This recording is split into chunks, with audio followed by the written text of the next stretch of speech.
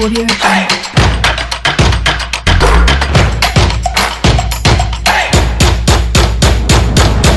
Merci de nous recevoir justement chez vous à l'heure de l'émission Plateau Foot Europe qui donne la parole au spécialiste Franck Nounyama. Bonjour, comment vous allez ?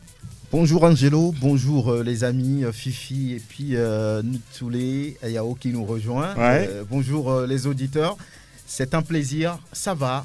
Une nouvelle semaine qui démarre, hein ? Évidemment, avec plaisir. Avec plaisir. On va saluer également Sa Majesté Fifi Assogbabi. Bonjour Fifi. Bonjour Angelo, je salue le plateau. Je n'oublie pas tous ceux qui ont l'habitude de nous écouter tous les lundis. Et togofoot.info. Ça va. Beaucoup de courage. Hein. Merci beaucoup. Alors, en face de vous, c'est la première fois qu'il nous rejoint dans cette émission Vicente Noussoulé du site Le Sportif 228. Bonjour Vicente. Bonjour Angelo, ça fait un grand plaisir de faire partie de cette équipe qui fait quand même rêver la jeunesse togolaise et de par tout le monde entier. Et donc, je salue tous ceux qui reconnaissent cette voix. Ah, merci de répondre à notre invitation. Merci beaucoup, c'est un plaisir. Voilà. De quoi parlons-nous ce jour ? Le sommaire dans quelques secondes. Le Bayern Munich tombe de haut. La faute à un intenable Ilas Bebou. L'international togolais et ses coéquipiers brisent l'invincibilité des Bavarois. Véritable fessée infligée à City par Leicester, nouveau leader de Première Ligue.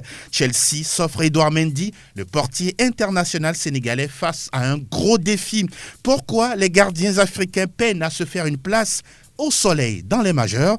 Nous en parlons. Nous irons en Espagne, en Italie, puis en France. La libre antenne avec vous, chers auditeurs.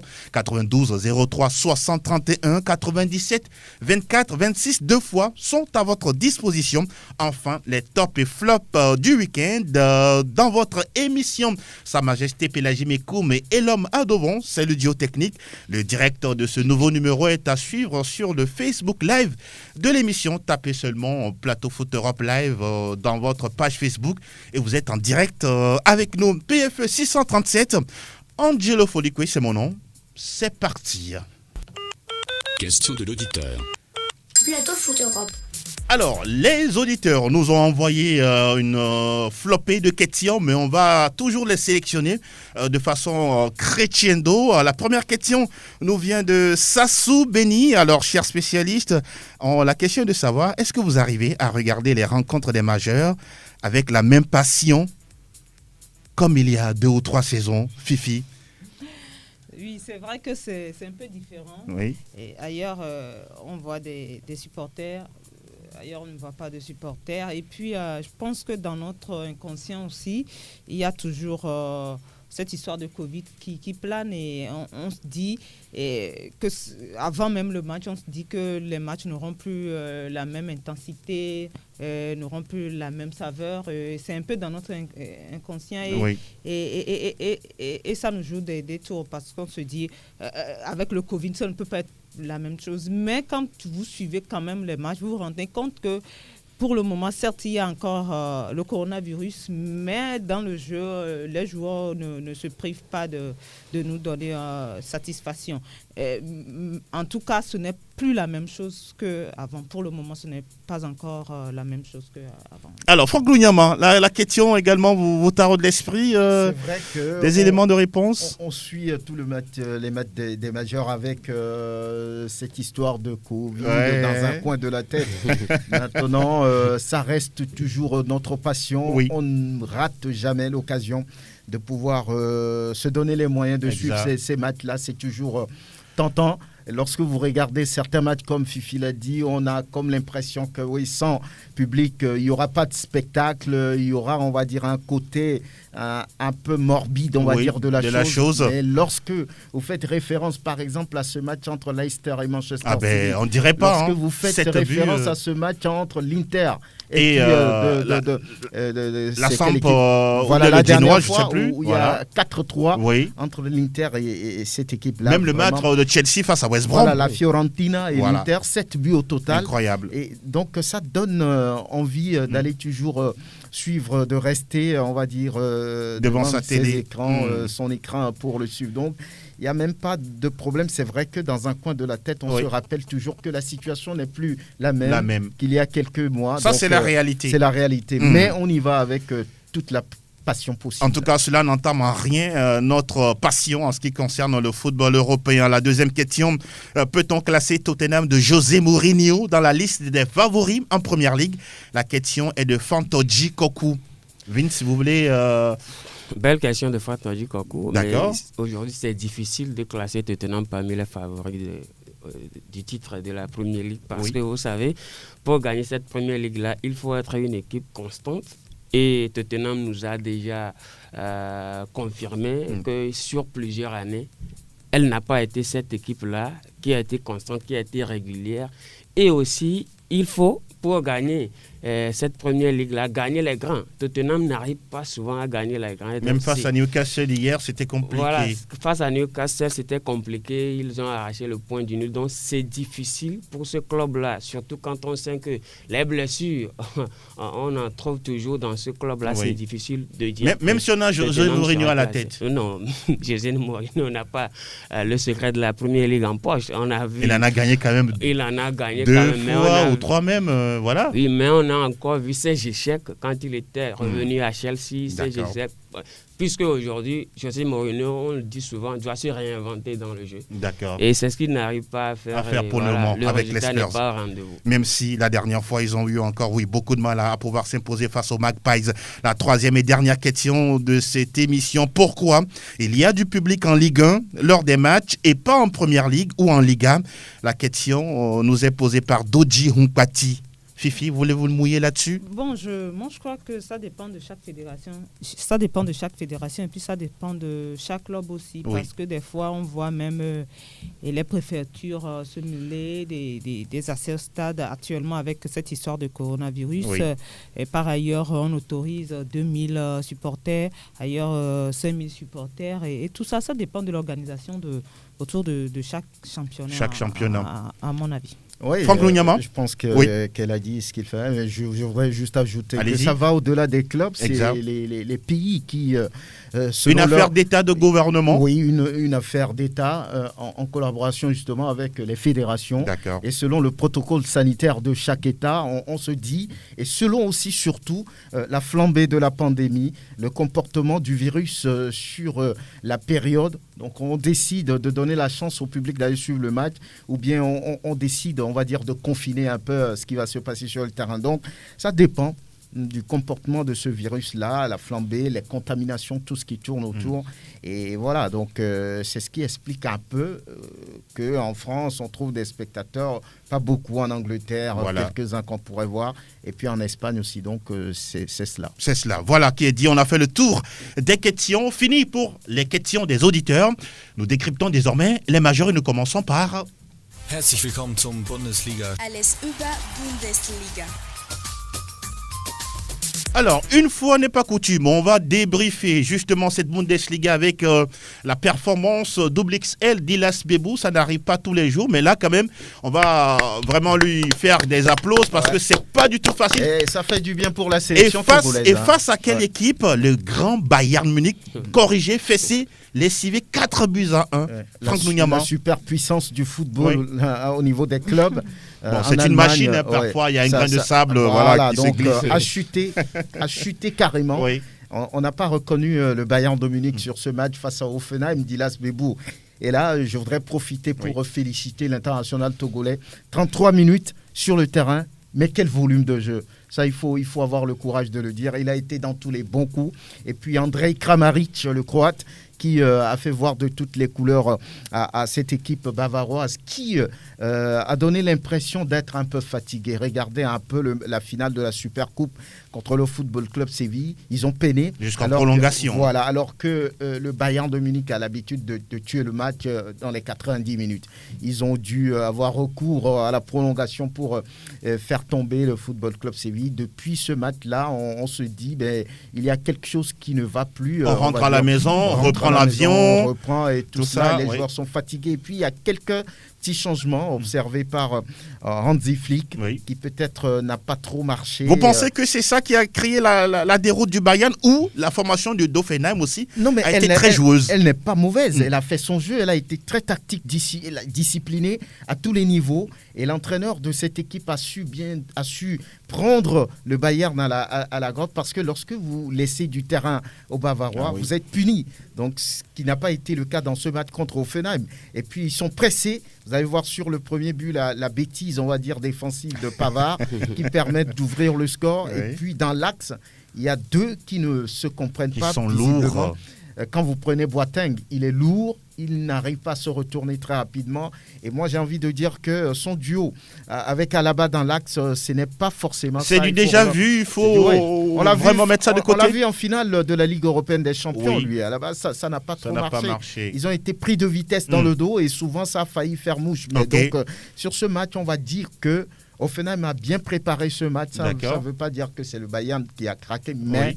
Il y avait des joueurs qui ont envie de jouer, surtout Kramaric qui est là, et 5 buts déjà. Kramaric l'a déjà fait en juin dernier face au Borussia Dortmund. Vincent, j'ai envie de vous poser la question sur Ilas Bebou. Alors, hier, on l'a vu, mais on l'attend beaucoup plus sur la constance dans les matchs au niveau de la Bundesliga. Évidemment, le mal de ce joueur, c'est les blessures. Et on en a déjà parlé sur d'autres plateaux. Et hier, il nous a encore prouvé qu'il est aujourd'hui le meilleur joueur dans la technicité parmi les éperviers, sans faire de jaloux, je pense. Et hier, il nous l'a montré, entré à la 66e minute, Ilas Bebou a étalé l'énormité de son talent en apportant beaucoup plus de profondeur dans le jeu. C'est vrai que Hoffenheim menait déjà 2-1, mais quand il est rentré, on a constaté qu'il a apporté beaucoup plus de latéralité dans le jeu et dans la profondeur avec cette passe-là qu'il avait donnée à Kramaric hier. Et puis,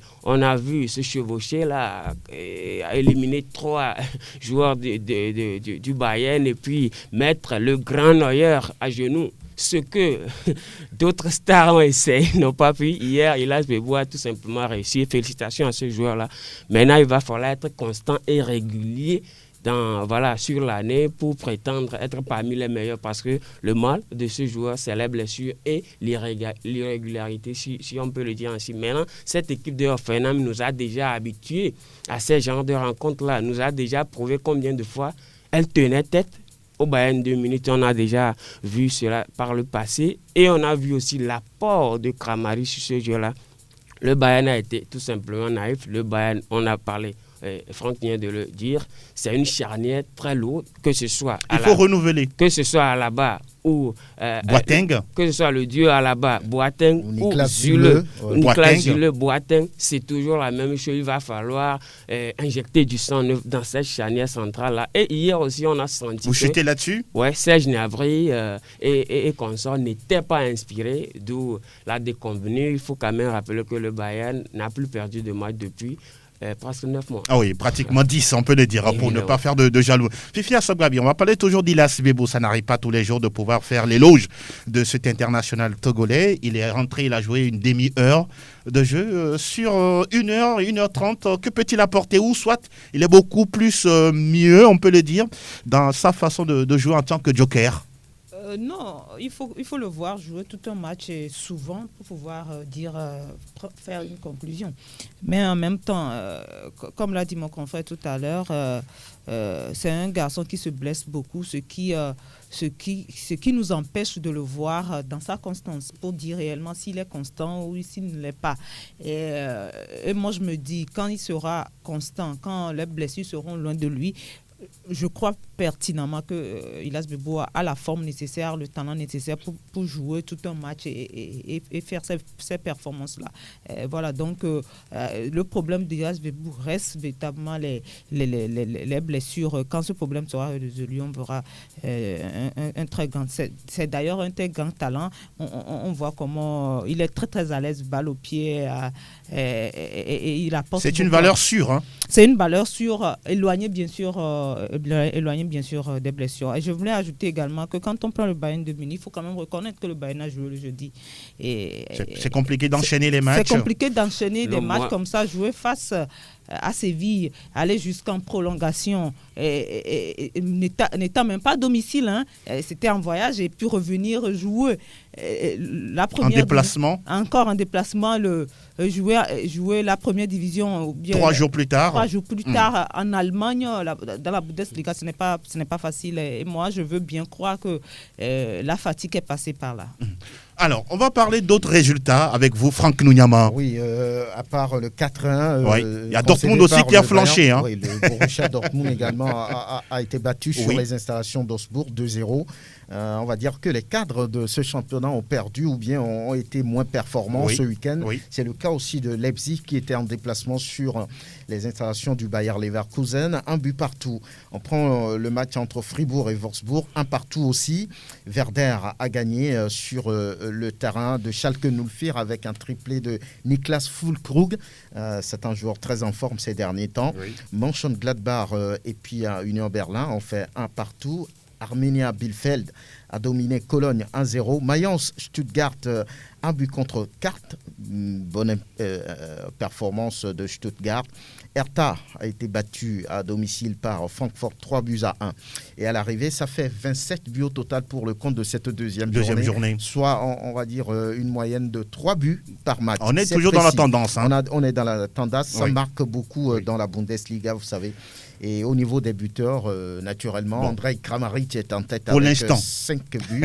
Déjà après 2 journées, il a marqué 3 la dernière fois et 2 hier. Suit Serge Gnabry du Bayern avec 3 réalisations et Niklas Füllkrug également qui est à 3 buts, qui est 3e pour le moment. Lorsqu'on prend le classement, vous allez voir que Hoffenheim naturellement est en tête avec 6 points. 6 points aussi pour Augsbourg. C'est les deux clubs qui ont gagné. Pour l'instant, c'est les deux clubs qui ont gagné leurs 2 premiers matchs. Oui. Leipzig avec une victoire et un nul à 4 points. Francfort 4 points aussi, 4e, 5e Fribourg 4 points. Le Bayern de Munich n'est même pas dans le top 5, c'est juste après 2 journées. Cette équipe est 7e avec 3 points. Pas grave. Ce n'est que le début de championnat. Le Borussia Dortmund est 10e avec 3 points. Et au bas du tableau, on va voir que Union Berlin est 14e avec 1 point, 15e Mönchengladbach 1 point. Cologne, 0 points. Mayence, 0 points. Et puis 18e, Schalke, 0 points. C'est 3 équipes qui n'ont pas encore enregistré le moindre point. Au niveau de la meilleure attaque, on retrouve naturellement le Bayern avec 9 réalisations après 2 journées. La meilleure défense, il y a un peu 4 équipes là. Augsbourg, Bielefeld et Wolfsburg. Et puis Leverkusen. On va rester toujours en Allemagne. On va faire rapidement le tour de table. Ça concerne le meilleur joueur d'Europe. Le prix va être décerné jeudi à Nyon en Suisse lors de la cérémonie du tirage au sort de la Ligue européenne des champions et de la Ligue Europa. Il y a en lice Kevin De Bruyne de Manchester City, Robert Lewandowski et puis Manuel Neuer. Pour vous, qui sera l'heureux élu?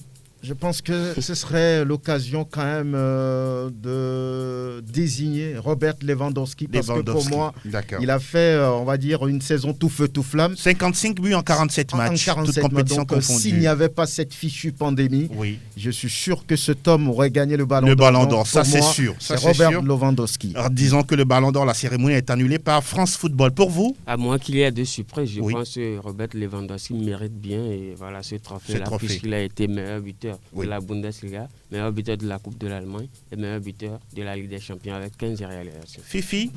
Bon, d'accord, donc j'ai compris. Donc ça fait ça.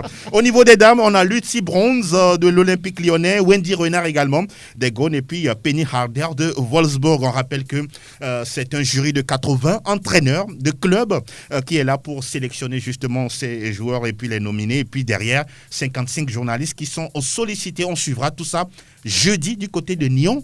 En Suisse, le franc, derrière. Salta el Madrid, salta el Barça, arranca el clásico. Está el tiempo de la Liga. Sí, suena la que recibe de Casemiro, haga la primera, gol. Bueno, le dije que era lo que más quería, que terminar mi carrera. J'ai toujours dit que je voulais terminer ma carrière ici en me battant pour des titres. Mais la vérité, c'est qu'il n'y a plus de projet depuis longtemps. Chaque année, ils font les fiers, mais chaque année, en fait, on bricole. Nous étions sûrs que j'étais libre, mais je n'irai jamais en justice contre le club de mon cœur, et c'est donc pour ça que je reste.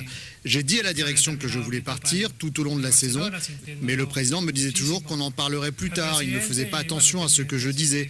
Et j'ai été contraint d'envoyer un recommandé pour qu'on m'écoute. Je pensais que c'était le moment, que le club avait besoin de gens plus jeunes. Et je pensais avoir terminé mon cycle ici. Cette saison a été très compliquée pour moi, aux entraînements, sur le terrain, dans le vestiaire. Alors, pour ceux qui ne connaissent pas cette voix, c'est celle de Lionel Andrés Messi, la superstar du FC Barcelone, qui dit finalement qu'il reste au Barça. Bonne nouvelle pour la Liga? Oui, bonne nouvelle pour la Liga parce que la Liga a déjà perdu Cristiano Ronaldo, il faut le dire. Donc, c'est quand même une côte qui a été perdue par la Liga. Et donc, laisser encore filer Lionel Messi donnerait un surcours à la Liga. Donc, c'est une très bonne nouvelle pour la Liga de préserver encore Lionel Messi. Peut-être pour les 12 mois prochains, on ne sait jamais. Ah oui, lui qui a justement marqué hier pour le compte de la formation catalane, 4-0 face à Villarreal.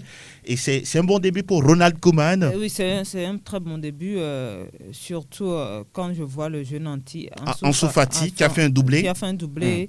Je disais avant la rencontre que c'est quand même une énorme responsabilité sur les épaules de ce garçon-là. D'accord. C'est vrai qu'il est très talentueux, mais on se disait est-ce qu'il a déjà les épaules pour être titulaire et porter cette équipe du Barça. Mais ça commence bien, surtout que ce soir était parti, ça commence bien. Et pour comment on verra bien la suite, il faut attendre encore quelques journées pour dire si définitivement la mayonnaise est en train de prendre. Franck, rapidement. Il ne fallait pas se louper sur ce premier match. Il est très attendu dans les conditions que le club a connues avant son arrivée. Mais le technicien néerlandais avait l'obligation de gagner tout de suite et avec la manière. Pour faire taire un peu les critiques de gauche à droite. J'ai envie de dire qu'il a réussi quelque chose.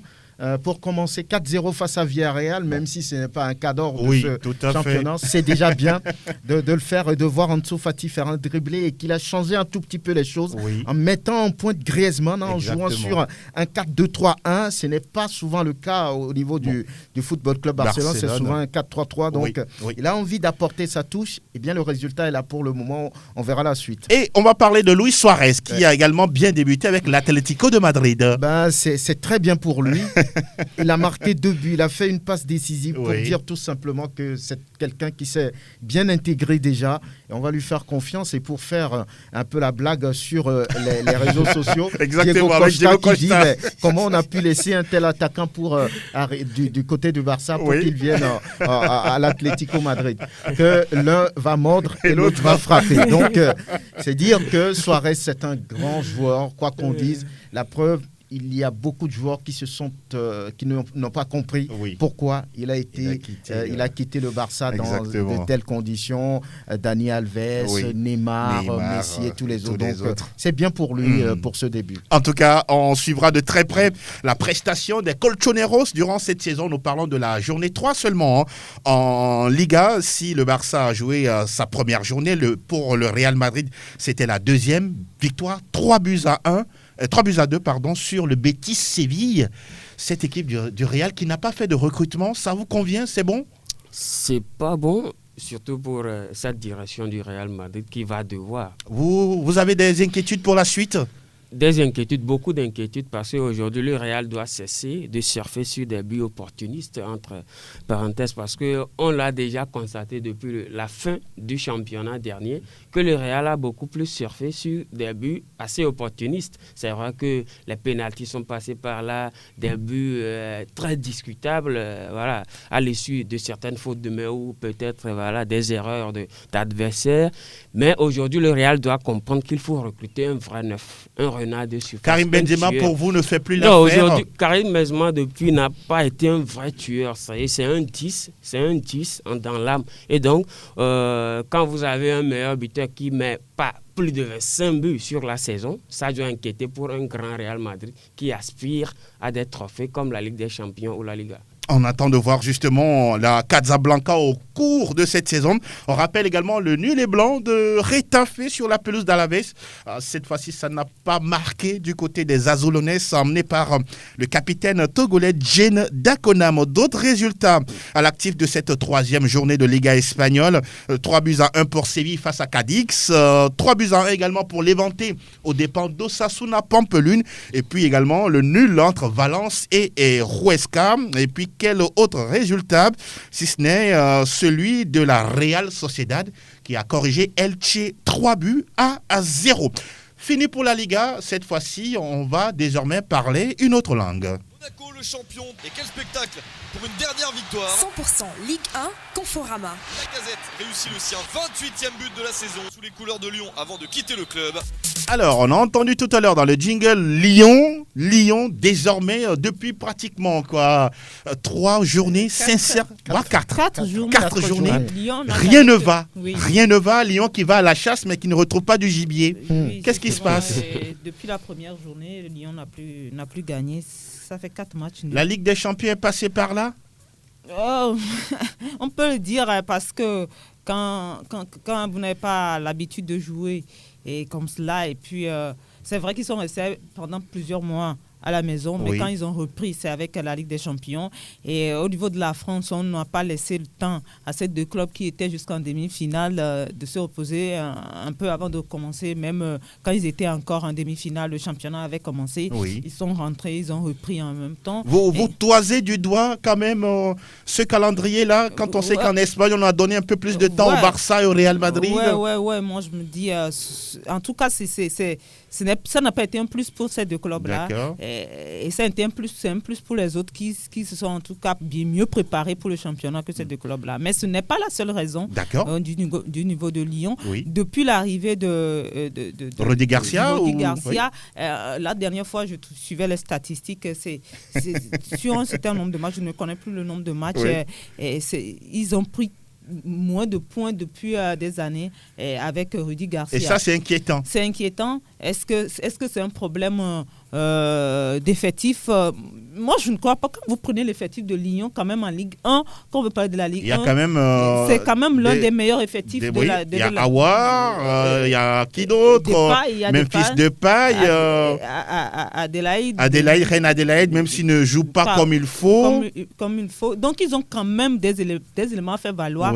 Et moi, j'ai du mal à comprendre réellement ce qui se passe au niveau de ce club pour que même à domicile, on ait du mal à Vous ne les voyez pas dans le top 3 d'ici la fin de saison? Non, on vient de commencer le championnat, ça ne fait que 5 journées. Ils peuvent peut-être revenir du moment où les joueurs, quand même, le talent, et peut-être les discours vont changer, peut-être quelque chose va changer au niveau de la direction pour que les choses reprennent. Pourquoi pas? On attend de voir. Franck veut réagir sur Lyon, allez-y. Parce que là, je crois que Rudy Garcia est embêté un peu par cette histoire de mercato. Il y a un certain doute qui s'est installé. C'est jusqu'au 5 octobre maximum. Il y a un certain doute qui s'est installé. Il y a des joueurs qui ont manifesté leur envie d'aller voir ailleurs. Il y a Oussem Aouar qui devrait partir. Bertrand Traoré qui est parti à Aston Villa. Traoré qui est parti. Il y a Memphis Depay qui est courtisé par le Football Club Barcelone. D'autres joueurs comme Jeff Adélaïde devaient partir. Le défenseur, rappelez-moi le nom. Denayer également. Donc tout ça ne fait pas de Rudy Garcia un entraîneur stable dans sa tête. Vous pensez qu'il manque d'une certaine paix intérieure? Il manque une certaine paix intérieure, de la stabilité dans la tête des joueurs qui se demandent est-ce que je vais rester ou partir. Quand ça se présente comme ça dans les performances, ça se sent. Voilà pourquoi Lyon, qui a quand même fait le dernier carré de la dernière Ligue européenne des champions, est en train de souffrir avec seulement 7 points après 5 journées. Les statistiques ne sont pas en faveur de Rudy Garcia. Fifi l'a déjà dit, vous savez, Lyon n'a pas été qualifié pour une Coupe d'Europe. Oui, ça c'est vraiment quand même un gros souci. Oui, cela s'est passé depuis 1995-96. C'est-à-dire, c'est ce qui veut dire que les statistiques ne font pas en faveur de Rudy Garcia. Il faut aussi rappeler que Lyon vient d'aligner 4 matchs d'ailleurs, sans victoire. Alors que cela s'est passé il y a en 2010, je crois. Exactement. Donc, si je dis tout simplement que, comme Franck l'a dit, il n'est pas stable dans la tête, il y a une certaine incertitude autour du club. Effectif autour du club. Oussem Aouar qui a annoncé du côté d'Arsenal, mais qui ne part pas. Et Depay qui a annoncé du côté de Barcelone, mais qui ne part pas. Donc, il ne sait pas comment mettre en place une équipe compétitive. Mais c'est Lyon, on ne sait jamais. Il peut se réveiller. Il peut refaire Pour l'instant, il est en train seulement de somnoler. Voilà, le lion, quand il se réveille, attention au réveil. On va enchaîner rapidement avec l'Olympique de Marseille, Fifi, aussi, qui titube. Qui ne gagne plus. Oui. On se rappelle 2 victoires d'affilée lors des 2 premières journées. Et surtout face au Paris Saint-Germain, puis derrière, plus rien. Surtout que le Marseille est quand même en train de jouer au Vélodrome. C'est ce qui est encore plus inquiétant. Oui. Si c'était à l'extérieur, on pourrait dire, voilà. Mais à domicile, ça fait déjà 2 matchs à domicile, ou bien 3 matchs. 3 matchs à domicile, une défaite, 2 matchs nuls. Et comment même face à Metz quand même, on peut pas. Le promu. Oui, et puis face à Metz, Marseille qui a attendu la 95e. Oui, pour pouvoir Valère Germain ou quelqu'un d'autre égaliser. C'est compliqué. Égalisé, donc c'est compliqué pour Marseille. Moi, j'ai l'impression tout simplement. Cette équipe-là en Ligue des Champions, à quoi peut-on s'attendre? Moi, j'ai peur pour Marseille en Ligue des Champions. Et puis, il faut reconnaître que l'effectif de Marseille... ce n'est pas ça. Ce n'est pas ça. Et aujourd'hui, quand vous prenez cette défense-là et face à ces équipes, on a du mal. Je crois que du côté de la direction, il faut qu'on fasse quelque chose pour cette équipe de Marseille. Ils ont débloqué 10 millions pour le jeune Luis Enrique, la pépite brésilienne, comme il est présenté. Bon, je ne sais pas, c'est peut-être un petit qui a de la valeur, qui a de l'avenir, bien sûr, qui a du talent sûrement. Oui. Mais quand on veut rivaliser aujourd'hui face au Paris Saint-Germain, à Lille, à Rennes, voilà, même à Monaco et puis à Lyon, ce n'est pas avec... il faut faire mieux. Il faut faire mieux, selon moi. Donc, les dirigeants de Marseille sont interpellés. C'est un faux pas d'aller chercher un joueur comme ça qui vient d'avoir 19 matchs seulement et qu'on appelle pépite. Combien de buts? 19 matchs, il n'y a pas de but, à ce que je sache. Pépite, c'est trop dire, c'est un joueur en devenir. Mais c'est ce que les Français disent. Oui, mais c'est pas lui qui devrait permettre quand même à l'Olympique de Marseille de bien s'asseoir en Ligue européenne des champions. Il est trop tendre pour le moment, c'est vrai. Il a la technique, il a la vitesse. Mais je ne pense pas que ce joueur... Vous n'êtes pas d'accord? Non, puisse faire la différence. Parce que là, Marseille, on connaît, avec un début de championnat difficile, comme à chaque fois, et après, on se réveille. Mais cette année, je ne sais pas trop sur quoi compte. Surtout en Ligue des Champions, ça va être compliqué. Je ne sais pas trop sur quoi compte le technicien portugais Villas-Boas pour vraiment faire l'affaire.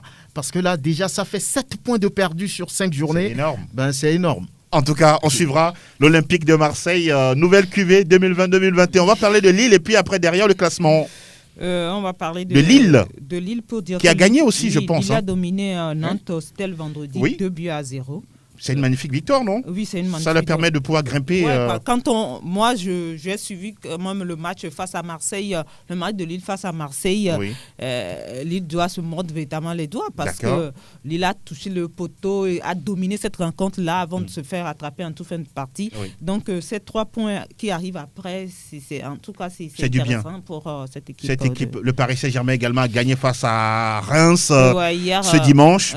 Bon, c'est un déplacement. Et puis Reims, doublé d'Icardi. C'est ça? Oui, c'est quand même l'avant-dernier au classement. Et ça fait quand même du bien aux Parisiens, puisque s'ils sont dans... C'est un peu comme Lyon. Hein. Oui. C'est vrai qu'eux, il n'y a pas de joueurs qui partent, qui sont en train de partir. Mais c'est sur le terrain qu'on ne les voit pas. Et puis, on doit recruter, parce que tu vois le dire, on doit recruter. Et il faut se rappeler que Silva est parti. Hein, Choupo-Moting aussi sera importance. Oui, et en défense, jusque-là, on n'a pas encore mais il y a Kipembe et Diallo, il peut faire l'affaire. Non, Kipembe, oui, parce que Kipembe, cette dernière saison, a un peu plus d'expérience. Mais Diallo, est-ce qu'on peut compter sur Diallo sur une saison avec la Ligue des Champions, avec toute la question est là. Voilà, donc de ce côté-là, il faut également... Bon, on va jeter un coup d'œil au classement rapidement avec vous, Fifi. On va jeter un coup d'œil au classement pour dire qu'actuellement, c'est Rennes qui est... Devant, avec 13 points, suivi de Lille avec 11 points. D'accord. Montpellier est troisième avec 10 points. Saint-Étienne est quatrième avec 10 points également. Monaco, 5e avec 10 points. Il faut voir à la 7e fois pour retrouver le Paris Saint-Germain. 9 points. Et puis suivi de pas encore grave, Marseille est 9e avec 8 points. En tout cas, ce n'est pas encore grave. Allez-y avec les 3 derniers de la classe. On a Strasbourg, 3 points. Reims, 1 point. Dijon, 1 point. Dijon, 1 point. Et puis, au classement des buteurs, on a Ganago. Il est toujours là. Il a encore marqué ce week-end. Oui, 4 buts. C'est le Lensois, c'est le Camerounais. Exactement. Il y a Memphis Depay, 4 buts également. Et Kakuta également de Lens, 3 buts. Et Wissa de Lorient avec 3 buts. Et puis Nian de Metz également avec 3 buts. Mais j'espère qu'on aura en tout cas le temps de parler de cette équipe de Lens. On va revenir, ne vous inquiétez pas, puisque c'est un promu. Pour la nouvelle saison. Qui a actuellement 10 points. Voilà, 10 n'est pas mal. 6e au classement. Qui est devant, par exemple, Paris Saint-Germain, ce n'est que 4 journées, non, Fifi, ou 5 journées. Oui, mais quand même, il faut en parler, pourquoi pas. Les 100 et or, on va revenir là-dessus. Ah oui, des grands joueurs africains sont passés par là, du côté du Racing Club de Lens, comme El Hadji Diouf, et puis quelques autres. Merci beaucoup, Sa Majesté Fifi Assogbavi. Vous avez fait le point concernant la Ligue 1 française, et cette fois-ci, on va aller dans le pays où quand on saute, ça fait début.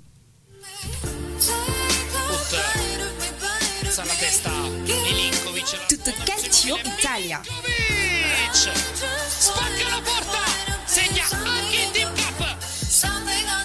Ah oui, quand on parle de la Juventus, il n'y a pas que Pirlo sur le banc, mais il y a Cristiano Ronaldo dans les airs. Quand il saute, c'est un peu comme Michael Jordan au niveau du basketball. Face à la Roma, ce dimanche, la Juve a arraché un nul, 2 buts partout. Un nul salvateur avec Cristiano qui s'offre un doublé. Oui, un nul salvateur avec Cristiano s'offre un doublé, mais dans un match très compliqué. Et vous savez, c'est vrai qu'on a vanté un jeu assez offensif avec beaucoup plus de latéralité avec l'arrivée de Andreas Pirlo. C'est vrai qu'on l'a constaté un peu sur le premier match face à la Sampdoria, mais ce n'était que la Sampdoria. Ils ont gagné 3-0. Voilà, hier était le gros test même pour Andreas Pirlo et ça a montré les difficultés de la vieille dame. Nul. Ça montre encore un peu plus de difficultés dans l'entrejeu. Vous pointez du doigt Rabiot et puis son compère? Non, aujourd'hui Rabiot s'en sort très bien. Il a fait un match exceptionnel. Mais il y a encore McKennie qui n'est pas encore intégré dans ce jeu-là. On voit que c'est vrai, Dejan Kulusevski se donne bien au jeu. Mais il reste encore un peu plus que la mayonnaise soit prise au niveau de la Vecchia Signora, comme on le dit. C'est un match qui s'est soldé avec un nul de 2 buts partout, avec un doublé de Cristiano Ronaldo. Mais c'est quand même mieux qu'une défaite, non, Vicente? C'était mieux qu'une défaite pour l'apport psychologique que ce nul apporte à cette équipe-là. Mais rien n'est fait pour le moment.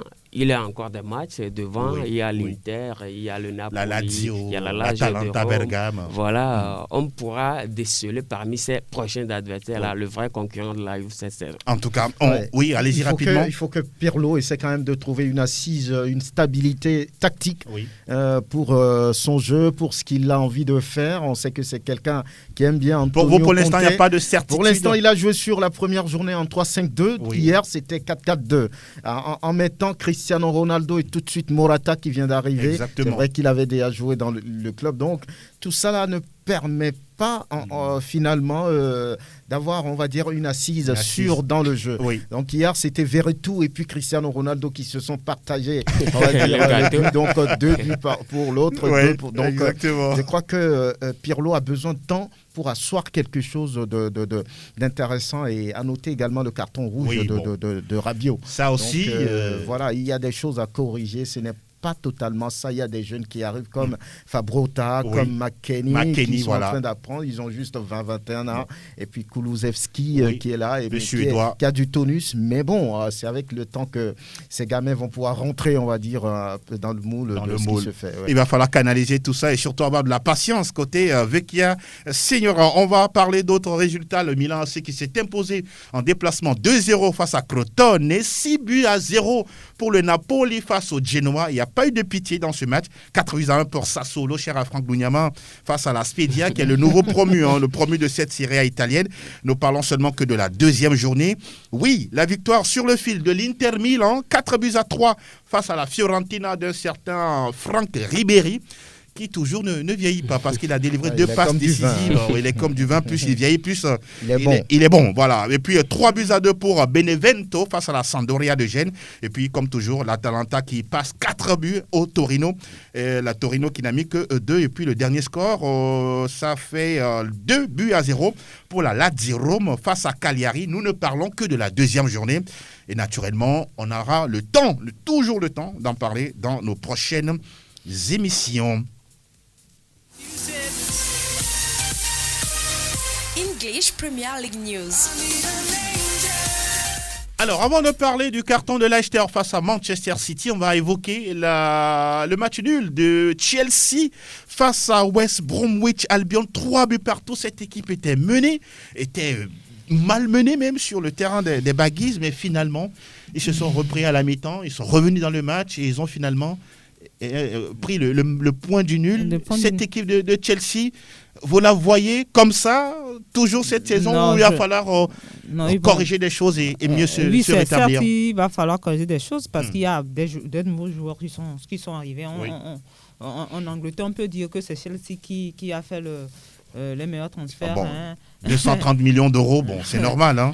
Les autres ont encore un peu peur. Je ne sais pas si c'est la Covid-19, mais on ne se presse pas trop. Oui. Mais quand on sait que Chelsea a eu du mal la saison dernière à avoir des joueurs, comme c'est bon maintenant pour cette saison, ils en ont pris quand même. Ils sont arrivés, on ne va pas les citer encore ici. Oui. Ils sont tous arrivés. Mais c'est difficile dans le jeu, Oui, puisque nous sommes en début de saison. Il faut leur donner du temps. Il faut quand même leur donner quelques journées pour voir ce que ça va donner. Parce que ceux qui sont arrivés sont quand même très bons joueurs. Okay. Ils sont arrivés parce qu'ils ont de la qualité, qu'ils sont là. Donc, pour le moment, si ça ne prend pas, on attend quelques journées avec les consignes du coach sûrement. Et ça, je crois que ça doit aller. Maintenant, dans cette rencontre, je pense que Chelsea a été surpris.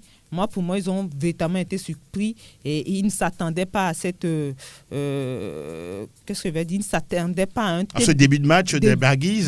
À ce début de match de leur adversaire. Ils ont été surpris, mais ils sont allés quand même chercher autre fond. Vous saluez leur caractère? Moi, je salue leur caractère avec des changements qui sont... Vous avez vu, on a senti une équipe qui avait envie de revenir. Hudson-Odoi qui est rentré, il a marqué. Tammy Abraham également qui a marqué. Mason Mount, oui. Voilà, donc ça veut dire que c'est une équipe qui est allée chercher et ils voulaient revenir à tout prix dans cette rencontre. Elle est revenue. Mais par la suite, moi, je crois que cette équipe de Chelsea est capable... Vous croyez? Oui, est capable de faire de belles choses. Pourquoi pas? On va parler justement de cette équipe de Chelsea qui a recruté Edouard Mendy. C'est un international sénégalais qui était à la dernière CAN en Égypte. Alors, vous ne voyez pas forcément les grands gardiens africains s'illustrer comme les joueurs, étant donné, comme on va les citer, Sadio Mané, Mohamed Salah, Ibrahim Niane, Mbaye Niang, Aubameyang ou tous les autres. Alors, pour vous, quel est le problème de ne pas voir des gardiens africains s'imposer dans les clubs européens? Le problème, d'abord, se situe en Afrique. Il n'y a pas des centres de formation où il faut quand même entraîner ces gardiens-là, il faut quand même former ces gardiens-là. Maintenant, le vrai problème arrivé en Europe, c'est que de l'autre côté, il n'y a pas cette culture d'accepter qu'un gardien de but africain fasse assez de côtes. Vous touchez du doigt du racisme? Non, sans être... Pour la qualité. Non, sans être raciste. Je pense qu'il y a une culture de l'autre côté qui n'accepte pas parce que... Un certain conservatisme. Voilà, j'ai eu la chance de suivre un documentaire sur le gardien camerounais, Joseph-Antoine Bell. Il disait quand il était à Marseille que cette idée-là d'accepter qu'un gardien africain fasse des exploits devienne une surprise, un étonnement pour, entre parenthèses, les Européens. Donc, je pense que c'est une question de psychologie d'abord. Vicente, pourquoi l'accepter au niveau des gardiens, au niveau des joueurs, et le refuser, le réfuter au niveau des gardiens? C'est difficile de le dire aujourd'hui, c'est la réalité qui est en face. Mais je pense qu'il y a quand même eu beaucoup de gardiens africains qui sont démarqués, à l'instar de Kameni, qui s'est démarqué en Espagne. Joseph-Antoine Bell, André Onana, André Onana, Vincent Enyama. Il y en a quand même qui sont démarqués. Agassak aussi, évidemment, avec le stade de Reims, qui d'ailleurs a été substitué par Edouard Mendy au stade de Reims. Donc je pense aujourd'hui qu'Edouard Mendy a beaucoup plus de pression sur les épaules parce qu'il doit faire mieux que ses prédécesseurs. Franck Nounyama. Non, je pense que lorsque vous comptez les gardiens africains qui ont eu l'occasion de garder les buts pour des clubs européens, ça se compte sous les doigts. Parce que d'abord, pourquoi? On parle de dernier rempart. Et pour les Blancs, dans la performance athlétique, je veux dire les Européens, dans la performance athlétique technique de ces derniers remparts, il semble que les goals européens sont à même en tout cas, de donner cette performance attendue. Les Noirs sont dévalués selon vous? Bon, c'est ce que j'ai envie de dire. Sinon, on a vu des gardiens qui ont créé des espoirs. Mais comme Antoine. Pourtant, les Blancs n'ont pas de tête. Voilà, c'est un problème de culture, une question de psychologie d'abord, parce qu'on parle de dernier rempart pour eux. Un Noir, peut-être entre griffes, ne pourrait pas faire l'affaire. Et ça a traversé les années, ça a traversé le temps, ça a traversé la décennie. Je crois qu'il faut en finir avec cette considération parce qu'aujourd'hui, il y a de très très bons gardiens, vous venez de les citer. Edouard Mendy est un très bon gardien. Donc, je pense que véritablement, il faut vraiment finir avec ça. Même si vous prenez les défenseurs, les Blancs, si les clubs européens, c'est très difficile de voir aux commandes un défenseur africain dans l'axe, c'est difficile. Si ce n'est aujourd'hui les Koulibaly, si ce n'est entre-temps les Eric Bailly, si ce n'est entre-temps, donnez-moi des noms, aujourd'hui Jenda Konam en Espagne, on ne leur fait pas confiance. Également. C'est une question de confiance, on leur fait pas confiance. Mais on pense qu'en attaque, c'est des races qui sont à même d'apporter leur force, leur technique pour aller faire la différence. Ce n'est pas le cas en défense et dans le goal. C'est quand même assez curieux. Fifi, votre avis m'intéresse. Oui, moi je reviens sur le point soulevé par Vicente. Oui, parce que j'ai l'impression, vous savez, il y a peu de gardiens africains qui sont formés en Europe. Souvent, les gardiens, ils quittent l'Afrique et il faut reconnaître quand même que la formation des gardiens est quand même un peu plus délicate. Je ne dis pas que les gardiens, les autres n'ont pas une formation aussi délicate, mais la formation des gardiens, pour moi, reste une formation particulière. Donc, quand souvent, au niveau de l'Afrique, on n'a pas cette formation que les Blancs ont, et c'est difficile pour les Blancs, surtout que la majorité des gardiens viennent d'Afrique, des gardiens africains viennent d'Afrique avant de s'éclore en Europe. C'est un peu compliqué pour eux de leur faire confiance comme un dernier rempart. Moi, c'est le premier. Et ça va continuer comme ça?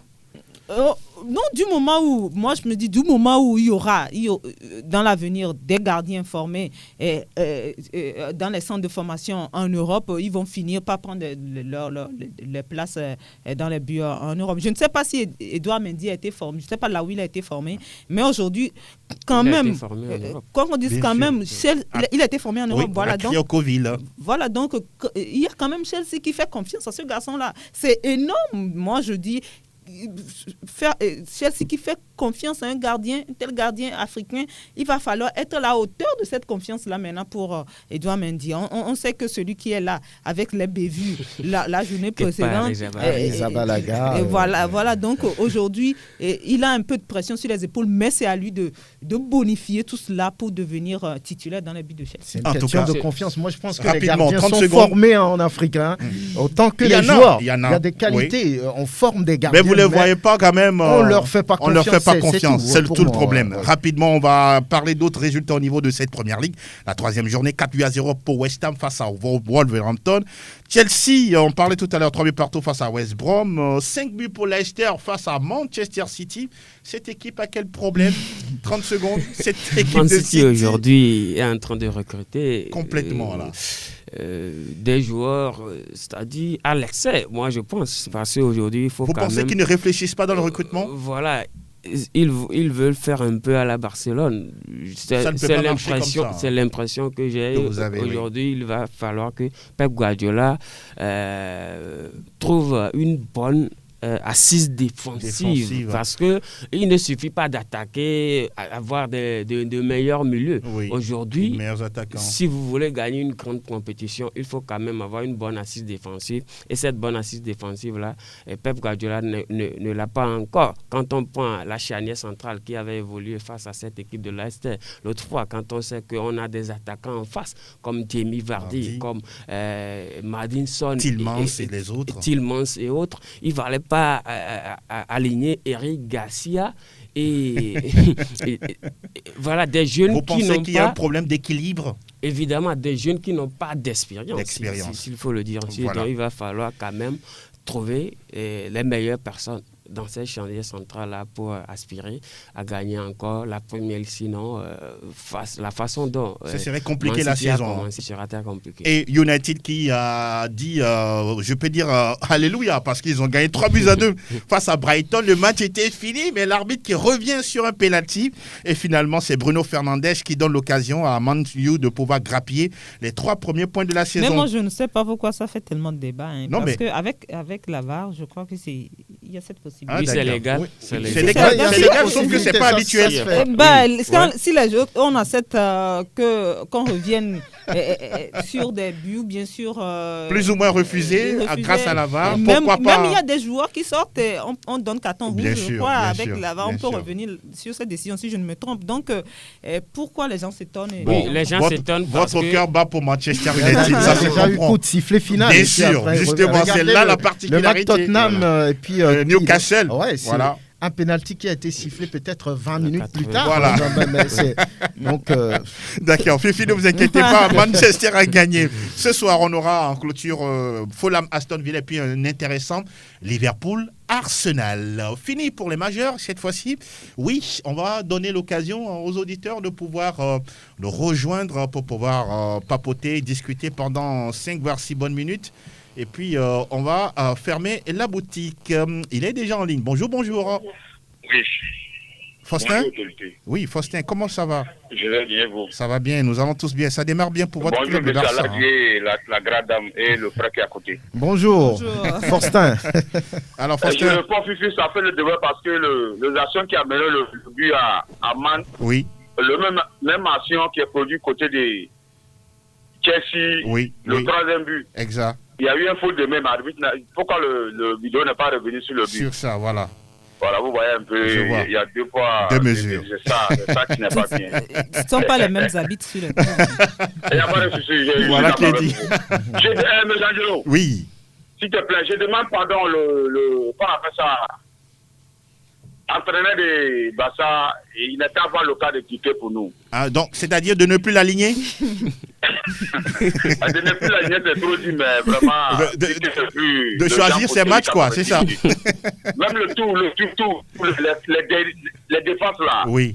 Non, vraiment, c'est pas ça. C'est pas ça. C'est pas ça. En tout cas, le Barça toujours en chantier. Hein. Merci beaucoup, Faustin. À bientôt.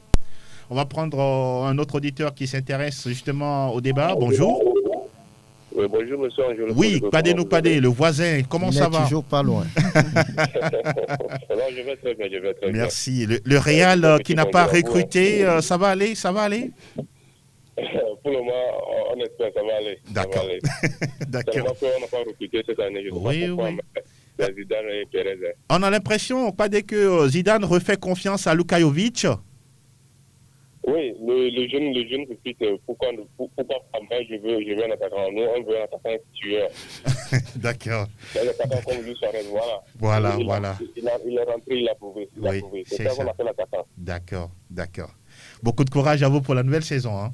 Merci beaucoup. Merci, Kao Carré. À très bientôt. Pélagis s'active de l'autre côté pour récupérer un autre auditeur ou une auditrice dans l'émission Plateau Foot Europe numéro 637. En compagnie de Franck Lunyama, Fifi Assogbabi et puis Vicente Noussoulé. Bonjour, auditeur. Allô, bonjour. Oui, bonjour. Nous allons bien, vous? Ouais, je vais bien comme un garçon devant plaisir. Ah, super. One love le Barcelone. Oui, comment ça va? Je vais très bien. Nous vous écoutons. Ouais, moi, je reviens de VAR de comment la plateforme Real et... Bétis? Ah, oui. Oui, voilà. Plus de quelques 5 ou bien quelques minutes avant que... Avant revient... Oui, sur ça, vous n'êtes pas d'accord? Non. Vous pensez à un favoritisme? Oui. Ah. Moi, j'aime pas tout... Bon, j'ai pas aimé, quoi. Oui. Maintenant, par rapport à ton club qui démarre bien 4-0 face à Villarreal, ça va aller? Vous gardez confiance? Ça va aller. Dans l'attaque, ça va aller, mais... Derrière. Encore piqué. L'anglais, c'est grave, quoi. C'est compliqué, n'est-ce pas? Ouais, et ce qui m'a encore étonné, le départ de... Suarez. Arthur, oui, justement. Oui, Arthur, mais Coutinho est arrivé, non? Oui, on le voit, parce que j'aime beaucoup Arthur, là, il faut voir comment il a joué hier à Juventus. Il a c'est vrai. bien, quoi. C'est vrai. Il a tourné. En tout cas. Et Suarez aussi, voilà. Le doublé passe dit, oh non. En tout cas, Barça, c'est encore reconstruit, quoi. Beaucoup de courage, One Love. Et bon début de semaine à vous tous. Merci infiniment. À très bientôt. On va toujours prendre quelqu'un qui nous vient. Elle est en direct. Bonjour. Vous êtes en direct? Oui, bonjour. Oui, bonjour. Comment ça va? Je me porte à merveille. Oui, le nom, s'il vous plaît? C'est l'abbé. Oui, l'abbé. Comment ça se va? Comment ça se porte chez vous? Oh, ça c'est parti. Alors, votre équipe, c'est le Real Madrid, non? Si je ne me trompe pas. Oui. Alors, on parle d'attaquant qu'il faut un vrai numéro 9. Vous êtes d'accord? Pour moi, Benzema fait l'affaire quand même. D'accord. Et pour une fois, je suis d'accord avec Zidane en l'associant avec Jovic. Ok. Mais moi, mon inquiétude reste les jeunes joueurs. Je me demande qui va aider les jeunes joueurs. Vous parlez de Rodrigo, Vinicius, Lucas Vasquez? Oui, vraiment. Qui va les aider à évoluer? Mais il y a Ramos, non? Ouais, Ramos, c'est un peu un attaquant. Je sais que des fois, quand on a une infériorité numérique, il aime monter comme un attaquant. Mais vous parlez de modèles? Oui, de modèles. Ah, il y avait d'accord. un Cristiano, d'accord. ou bien un grand joueur. Ou Gareth Bale, par exemple, qui est parti. Benzema ne peut faire l'affaire, quoi. D'accord. Oh là là. Parce que je vois qu'ils n'ont pas de finition. Vous êtes inquiet pour eux? Ouais, vraiment. Oh là là, beaucoup de courage, mais bon. Moi, je ne suis pas inquiet pour le Real effectif. Je n'ai même pas besoin de recruter. N'est-ce pas? Zidane va faire l'affaire. Ah oui, Zidane est un magicien. Il est né sous une bonne étoile. Il peut faire l'affaire. Merci beaucoup, l'abbé. Merci pour la fidélité. Merci, à bientôt. Notre auditeur, Sa Majesté Pélagie, oui, qui nous fait signe qu'il est là. Vous êtes en direct. Bonjour. Bonjour Angelo et bonjour à tout le plateau. Oui, le Mancunien, comment ça va? Vous avez eu chaud, très chaud ce week-end? Oui, c'est toujours comme ça. Même avec le doyen Franck, on le disait la dernière fois. Apparemment, vous aimez la chaleur, hein? Oh, naturellement, vous êtes des diables rouges. Ça se comprend. Vous êtes revenus du paradis ou de l'enfer? Non, c'est dit entre les deux mondes, quoi.